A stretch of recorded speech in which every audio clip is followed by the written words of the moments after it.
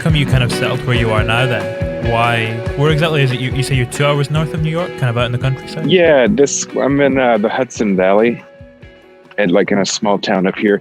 It's just very beautiful, and also it is close enough to New York. We have to go back. We can, Yeah, it's still within touching distance. Yeah, exactly. Well, where are you at? I'm in the countryside as well. Actually, I'm up in Aberdeenshire, in Scotland. Okay, kind of northeast Scotland. Right on. I guess it's what you imagine Scotland as. A lot of forests, a lot of farms. There's a castle about 20 minutes walk away. Wow. All that kind of stuff. When I was in Glasgow, I absolutely loved it. Yeah, I usually stay in Glasgow now, but I've kind of done the same thing as yourself and kind of left for a little bit and then probably going to head back once this has calmed down a little bit. Yeah. To Glasgow? Yeah. Do you get something about when you go into the countryside? Oh, yeah, for sure. I think that it's a combination of enjoying living in a rural area and also just knowing that I don't like urban city environments, like inner city, like just city living. I know that I don't like city living. So that coupled with actually enjoying being in a country environment, it's a good place for me at this point, Pace of life is a little bit slower. Totally, yeah. Do you get quite a good night sky out there in terms of stars and stuff? Oh, it's amazing. Yeah, I live by a cornfield and there's not a ton of artificial light around. So it's perfect for some stargazing. When was the last time you kind of had that? I mean, you kind of had that when you were did you have that in Florida? Florida, that's like I'm from like a small town in Florida where, the stargazing's incredible there as well.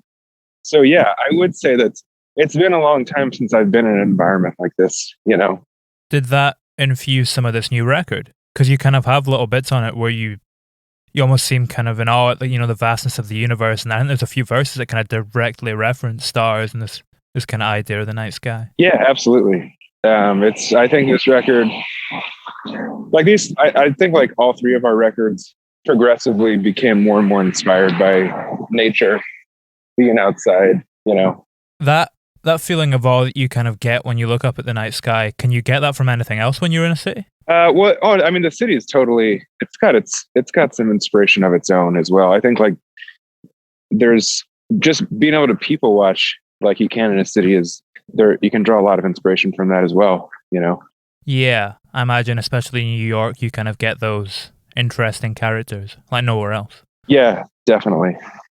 How did you come upon Carl Sagan's Cosmos as well? Because I understand that kind of had a little bit of that fed into the record a little bit too. Yeah.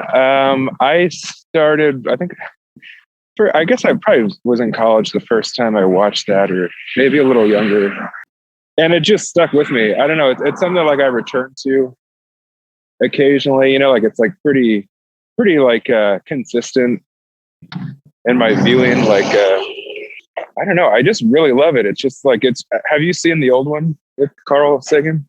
Bits. It's from the 80s, right? I think I watched it when I was a kid, but not seen it in a while. You should check it out again. It's really good. I didn't even see all of the Neil deGrasse Tyson one, but cannot speak highly enough about the Carl Sagan one. He's an interesting guy, Carl Sagan. He's kind of got that philosophical bent to him, despite being an astronomer. Yeah. He like somehow like straddles that line to where I don't think he turns off people who are like all about being scientifically minded, and he still kind of like welcomes in people who are like, maybe a little bit more philosophical about it. Yeah. I remember reading once he was kind of speaking about how astronomy itself, when you study the stars and you kind of get a sense of how small we are, can be a really kind of humbling process and quite good for character building.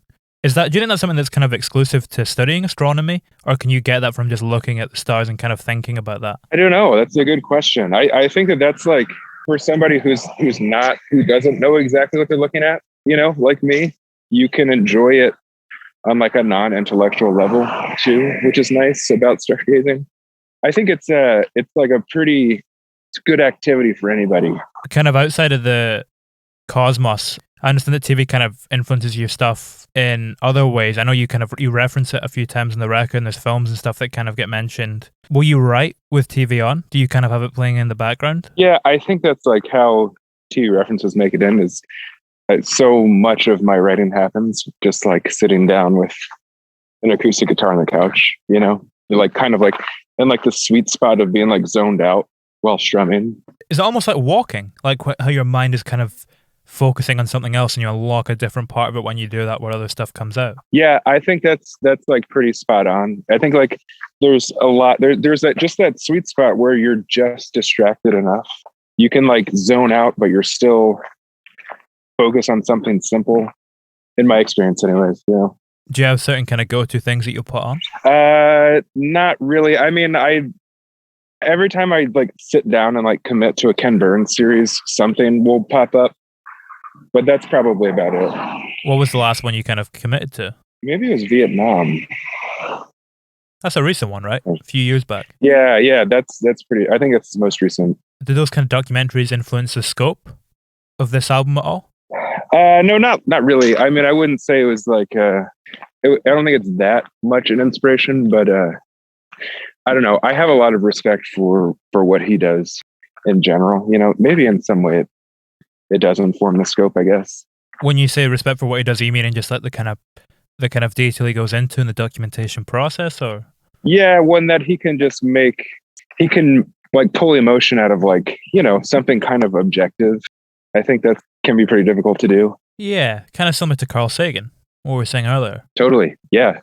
So this started as a double record, right? Before kind of being whittled down, or not whittled down, but, you know, condensed into a single LP. Is there a certain urgency that comes from that in any way? The fact that you're taking that kind of massive scope and story and condensing it down into a shorter number of tracks? I mean, not really. I kind of said that in an interview. I was going to make a double LP and like pretty quickly got over that. You know, it was just, I don't know why it became a single LP and not a double, but it was a pretty short period of time where I was like hell bent on making a double LP about the West. That stuff like the West vibe or whatever, I think it's like pretty present in this record how it is, you know? It's something else than what I set out to do at that time when I gave that interview, you know? Are you very conscious of it changing shape in the moment? Oh, no. Yeah, I think it's definitely kind of happens without me even being aware of it, you know? Do you kind of have to give yourself to the process in that way if you can't predict where it's going to take you? Yeah, I think if I understand, I think that I do. Like, I don't really try to adhere to like a guideline. I think it was a bad idea to say that I was going to make a double record. I didn't, and I like just moved on from that notion pretty quickly after I said it. The way I approach songwriting now, like I'm working on a new record now. I'm just kind of letting it go where it wants to go, you know? Was that the first time that you had, before this, that you'd set down a concept like that? Had you tried to work around a concept before?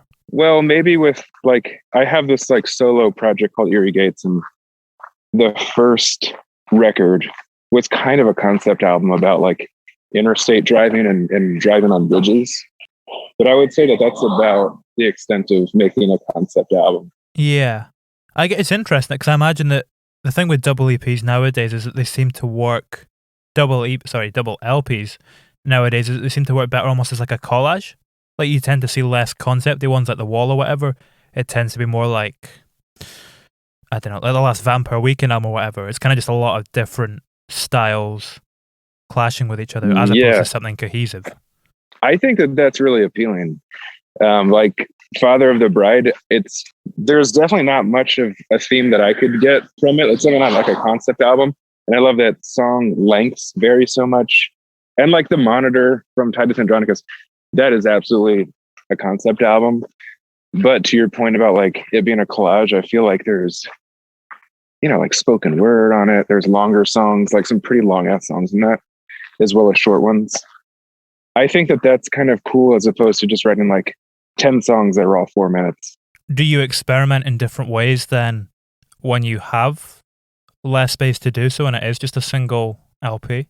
Yeah, I don't know. I mean, I like the stuff that I'm working on now, I don't know what it's going to be. And so I think that I'm definitely just open to like letting it take me wherever it wants to go, whether that's about like concept, song lengths or whatever.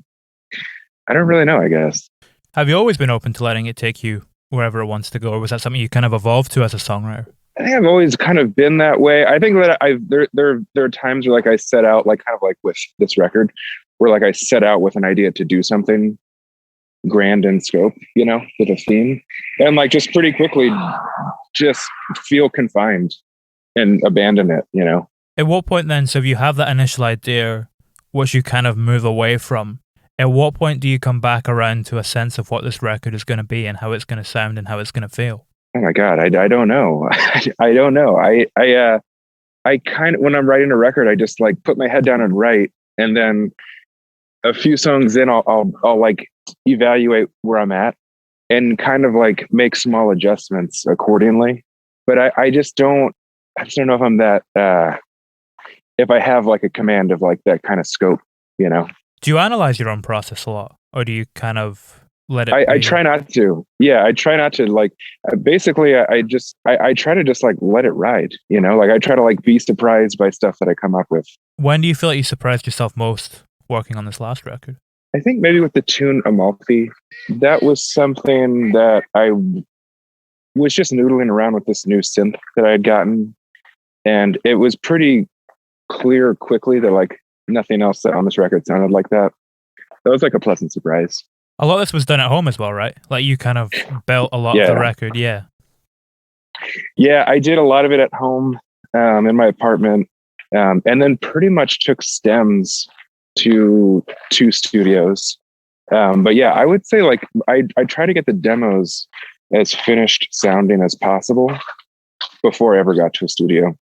Do you then have more control when you're in the studio? Well, yeah, I guess it becomes a lot more clear what I need to do when I get there, you know? Yeah, I imagine it's good to kind of have a hold of that, because studios can be strange places sometimes. It can be a weird environment. Yeah, they're not always super comfortable places. Luckily, the 2 that I was working at on this record were like super homey, very, very comfortable. Whereabout were they? Well, one was literally at somebody's home in LA, and then the other one was in Philly at like a cool old studio that my buddy's friend runs. I imagine they have quite similar atmospheres if they're that far apart. I mean, they're very different towns, at least. They were very different vibes. It was like during the winter as well. So like Philly versus LA was a much different environment. But by the time I got to Philly, like everything was like pretty much, it was a lot of like dubbing players in Philly. So like I wasn't even doing the heavy lifting. How long did you spend at each studio? What was the kind of ratio? Philly was just a few days. That was just like 2 or 3 days. And that was the last thing I did tracking wise. But LA, we were there for like 2 weeks. That's a nice length. It's not too short that you don't have enough time, but it's also not too long that you can kind of lose yourself in it. You're there. Do you go in with like you're there with a job to do? Yeah, definitely. I mean, every time we make a record, it's like we're like super focused, you know. Are you focused from day one, or do you take a couple to settle in? No, pretty much from day one. I mean, by the time I get into make a record, like I know exactly what I want out of the tracking process. There, like the experimenting has already happened. A lot of it, you know, at home, pretty much. Have you noticed a difference writing at home now that you're out of the Say? I recently just started writing again, like 2 months ago. But during the lockdown, like I didn't pick up a guitar for like 10 months probably. So I just recently started getting back into writing. And I don't know if it's because of the environment that's changed or just the fact that I haven't done it in so long. I don't know. I've got ideas. I'm not, at least at the moment, I'm not desperate for ideas, which is nice. Is that usual for you? Would you usually take a kind of 10-month break like that, or? Oh, no, never. This is very, it was strange. Like I like it snuck up on me. Like I didn't realize like I haven't picked up or, you know, like spent any real time playing the guitar in several months. It was very strange to realize that. Were you being creative in any other way in the interim? Not really. No. Which was also weird. I mean, I would say from like March to October, I finished mixing this record in January of 2020. And between then and probably like October, just didn't do anything creative. really, it was just such a weird time. Yeah, I don't know why that was. I mean, obviously, like we were locked down, but yeah, I don't know. When did you move in that period? March. Yeah, maybe just settling in. Yeah, I think there's definitely some of that going on, and like we were kind of like working out some of the details with this record. I don't know. It just didn't feel like a very creative musical time for a while. Had you had that at any other period in your life? No, never. I mean, like since I was like, I don't know, 13, 12, 13, I've always been doing something, right, like writing wise. I wonder if it was maybe pandemic related. Had you ever stopped? Were you quite a busy guy before this all hit? Like just with songwriting? Just in general, like the way that our whole lives kind of ground to a halt when this thing kicked off. Was this the first time you kind of paused for breath in such a dramatic way? Yeah, I think so. Yeah, I wonder if, I'm sure that has a lot to do with it. But it seems like it would be the opposite, that once you have a ton of free time, you would probably be making music more. Yeah, I guess there's less to inspire you, though. That's a good point.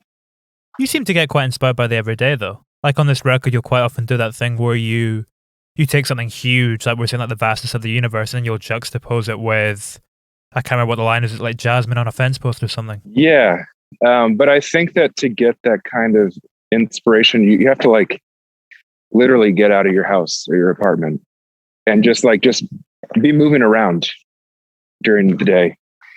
And yeah, it was just a very stagnant time. Can you switch the songwriting thing off? Like, are you constantly searching for inspiration? Could not intentionally shut it off, but could also just like, if I have an idea, I have to write it down in my phone or else I'll just forget it. And so, definitely in that 10-month period, was not writing anything down. So in that way, like, yeah, I did shut it off. Where did you find you were reflecting with the added kind of mental space that you had, or where were you going? Oh no, I don't know. It's it definitely wasn't like a conscious effort to like recharge the batteries or anything. I think it was just like a total lack of inspiration. Just not even thinking about it, Do you think you were collecting without realizing it? Like the way they all just kind of flew out when you went back to writing, did you say a couple months ago? No, for sure. I think that like taking that break definitely put some ideas in the hopper, but nothing that like, it wasn't like I had an idea. I'm like, oh, I'm going to save this for later. I think it just kind of happens organically. Do you know the stuff that you've written? Are you able to kind of see where that's coming from in your life and what's fueling it? Inspiration-wise? Yeah, for sure. There's something going on theme-wise right now, but like, I can't say anything because I'm going to get myself in another, LP situation. Without going too into specifics, though, can you see it relating to the last 10 months? Is it coming from that period, or are you pulling from another part of your life? Yeah. It is, yeah. I think it's definitely inspired by the shutdown, the pandemic, for sure. It's funny you had that Groundhog Day lyric before this all kind of kicked off. Yeah, I know. Yeah, that's obviously not a reference to the pandemic, but like that is kind of like how I felt while I was writing that record. I was just like working, doing some like menial mundane jobs and like just on the service of like just making time to like come home and write each day. Like it just became kind of like formulaic. How would you have escaped that, do you think, if there wasn't a pandemic? Like, well, you must have noticed it. So had you started to put things in place to kind of break free from that pattern before this all kicked off? No, I mean, I didn't really see how I could have, like it was, I don't know. I don't really know. The pandemic shook up everybody's lives, obviously, but like, I don't know. I think that like, if I can come out the other end, like, and everyone I love comes out the other end, like, hopefully it's making some better habits than I had before the pandemic, Quite in a conscious way, or do you just feel it subconsciously happening? I don't know, maybe both. I think like moving helped a lot. Clean slate, like maybe being able to enjoy this the place where I moved to a little more, Does it feel more normal out there if you kind of have that space anyway? Yeah, I mean, I think that's like just the reality of living in cities versus non-city areas. Is the non-city areas, people are, it is, I guess, I don't know if it's like more normal or not, but it doesn't seem as dire as it is in the cities, We've kind of spoken a little bit about history as well, which I know is an interest of yours. Is that something you've always been interested in? Yeah, I mean, since I was a kid, yeah. Just like American history and different periods of American history, for sure. Do you kind of go through phases in the same way, you might get into a certain style of music at a point in your life, will the same thing happen with history? Will you kind of get into a certain period of history at a certain point in your life? That's a good question. Yeah, I think so, but maybe not as like passionately as I do about music. But yeah, my interest in like different periods of time like have definitely changed pretty regularly, you know. So you were you into the West when you were doing this record, but that's kind of moved on to Vietnam now? I wouldn't say it's that cut and dry, but I would say like at the time I had just watched Ken Burns' The West, and like he had one about the Lewis and Clark expedition, and though I watched those like pretty close together, and that was at that time a big inspiration on this record for sure. I think that obviously that's where like the West, the germ of that idea started, you know. What's the kind of background to that story? They came over here. It didn't end well, did it? So they discovered the West Coast, basically. I think they set out from like Missouri, I want to say, with like a small crew and just like wandered west across the country. They made it back, but I think like one of them had like a pretty sad ending, like he killed himself. Crazy story though. Highly recommend. You should definitely watch the documentary. Yeah, I need to try and warp my way through them. A lot of the they're dense. I mean, the West is like, you really got to spend some time with that one. It's so long. It's because it's such a rich kind of period of history. There's a lot went on. Absolutely, yeah. Have you ever done like a road trip around the country or anything? Have you ever kind of gone and explored this history in quite a direct way? No, not in a direct way. We've been on tour across the country a lot, and like it's on my mind when I'm doing that for sure. But I haven't ever done like a history trail or anything like that. That would be cool though. Have you ever explored your family history? A little bit. I think my dad's side way back is from Scotland. Nice. Yeah, my mom's side, they came to the US much more recently. I think there was quite a few Scots went over like back in, I think it was like 1800s, wasn't it? Kind of 19th century. I'm actually not sure. I think that my dad's family was here by that time, maybe even further back. When you're looking at history, do you kind of think about it in the context of the time we live in now? Not consciously. I don't think so. You know, I kind of just take it as like at face value, I guess. Thinking about the kind of history of your music as well, you know, when we look back to the first two records and I'm talking about all three, when we look at them kind of leading into this one, you have the same covers, there's kind of some parallels in terms of the songs flowing into each other. Is it a different process writing three records in when you kind of have a back catalogue starting to take shape? Do you think about this album in the context of what you've done before when you're working on it?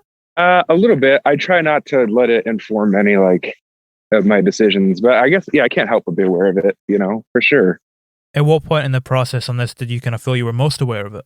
I can't even say. I don't know. The only thing I'm like really aware of is I don't want to like repeat myself too much, you know. But like we were talking about earlier, like I definitely just want to let ideas percolate, which is something like I've carved out time with for each record as time went on. The first record I wrote pretty quickly. With Yoke and the Fur, it took a little bit more time, and then A Billion Little Lights, it was almost a year and a half, 2 years or so for these songs from like start to finish. Definitely more and more interested in giving the songs like just room, you know. When you allow the ideas to come freely like that, does that make it easier to go in new directions? I don't know, but it makes the songs feel a little bit more complete to me, at least. I mean, how do they kind of arrive? Like, do they arrive as fully formed, kind of structured things, or do they kind of arrive in snippets? Or no, definitely snippets. Definitely trying to like piece together as cohesively as possible a bunch of like whatever vignettes or snippets. That's probably how I would describe it. Is that what kind of leads to some of the interesting structures? Like, you're not always kind of just doing the classic, you know, verse, chorus, then. There's a lot of songs that are structured in a bit more of an abstract way and trying a different thing. Yeah, absolutely. In fact, like with this record, I was trying to like challenge myself by like writing in a conventional, whatever, A-B, song structure, you know? Like there's like probably 2 or 3 songs on this record that like had to like kind of stay focused on that concept of like just keeping things a little bit more conventional, just as like an experiment, you know. What were the kind of results of that experiment? What did you realize and find out from it? Well, it was fun. It's also hard to make a song with a conventional structure sound. It's harder. It's like I get bored with it quicker, you know. Did you do those songs at the start or the end of the process? Where do they kind of fit in the chronology? They were peppered in throughout. Like I'd write something maybe that like with definitely not with the conventional structure, and then kind of take a break and then go make one that was, you know. When you're working on that way, is the soundscape already starting to take shape, or are you literally just constructing the spine and the structure of the song at this point? I don't really know. I mean, I kind of like, again, just I'm not really thinking about. I spend more time thinking about it like on a granular level than like the big picture, you know. So taking it song by song and just trying to write a song that I think it sounds good and that I'm not bored to play. When does a snippet that you've written identify itself as a chorus or a bridge or a verse? At what point does it kind of start to occupy that space in the structure of it? I would say pretty early on, you know. Typically start out with a chorus, something that I think is like the strongest part of the tune, and then kind of start decorating around that with new sections, you know. When you're writing in those traditional structures, like you were saying, are you looking for the verses to do something different than they might in one of the more unconventionally structured songs, or are they still serving the same role? I think they still serve the same role, you know. Like the verses still work as verses, but the song might not repeat itself from verse 1 to verse 2. Yeah. You do something, what's the song you do where you take the first verse and repeat it to finish the song?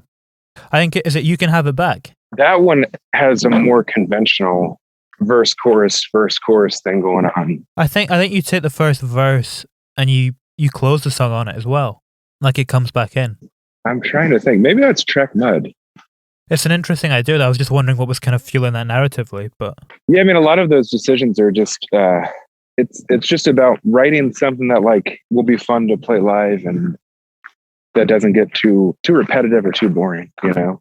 Is that why you kind of you'll put certain things in place, like you were saying, to write in a traditional structure? Does that force you to be more creative so that it doesn't become boring when you kind of maybe change a little bit to something that's more traditional? Does it force you to be absolutely. more creative? It makes me think about, like, with the songs that have a conventional song structure, the lyrics tend to be like more of like a storytelling song, you know. So I think it makes a new challenge to write lyrics that you know, that read like a story. How many songs did you write for the record? I think there was 15 total. And did they all feel cohesive, or were the other ones removed because they didn't quite fit? I think they did feel cohesive. I think that it didn't. I mean, I plan to release some of those songs soon, you know, as like an EP. I think they totally would have worked on the record. I think I also just like the idea of making a 10-song album, though, you know. How come? I don't know, just a nice even number. Do you think about the structure of the record as a whole in that way as well? Like, I imagine if you have 10 songs, it's easier to kind of divide it up into parts. Like, if the opener, closer, first half, and it all flows equally. Yeah, I think so for sure. Are you structuring it in a different way when it's an EP as opposed to a record? Like, if you're going to put those 5 tracks out, how are you kind of going about that? The EP, I think the EP does have a bit of flow to it, but I'm definitely not thinking about it the way that I do with a full length. A little bit less precious about it. Just following your intuition again in the same way you would with the songwriting. I think so. Can you ever lose touch with your intuition? Have you ever felt like you've lost touch with your intuition at any point in your life? For sure. Yeah, definitely. Always managed to find it again. Luckily, you know, I don't know. I think it can be fickle. I think that you can lose your way for sure.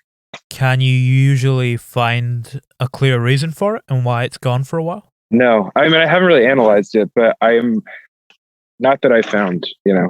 Does it usually leave for like a typical period? Like I'm talking like lengthwise, how long will it kind of go for before it returns? Oh, I have no idea. I can't say that I've ever noticed that it started at one point and came back at another point. I think it happens more in retrospect, where I'll write something and be like, Yeah, I don't know about that, you know. Can you ever find anything in the stuff you've written while it's gone? I'm sure it's happened, you know. Nothing that I can call to mind though. Do you think has it ever gone when you've been in a studio, or is it always just during the writing process? I don't think it's happened in the studio, probably because by the time I get to a studio, I'm pretty much ready to go. I've been preparing for it. Yeah, you've worked on the ideas so much that you've got conviction in them. Yeah, like I just know what to do by the time I get there. Do you feel self-doubt or conviction fuels your music more? That's a good question. I don't know. I don't know. I think they're both present at times, you know. As to which one is more conducive to writing a song, I don't know. Can you hear them both on this record? Yeah, I think so. Like in quite different ways, or? I don't know. I just don't know. I really just don't analyze in that way. But I think it would be maybe take some of the enjoyment out for me to be thinking about it like that, you know? So when you're thinking about your music, are you just thinking about it in quite a present tense? Are you just thinking about what you're working on in that moment? Do you tend to reflect and try and you don't really, or? I really try not to. And in fact, like once a record is made and recorded, and really once the recording process is done, like I really move on very quickly. It feels like a document at the time, and then it's just like, you know, I'm glad that I did it, and then I'm off to the next tune, you know.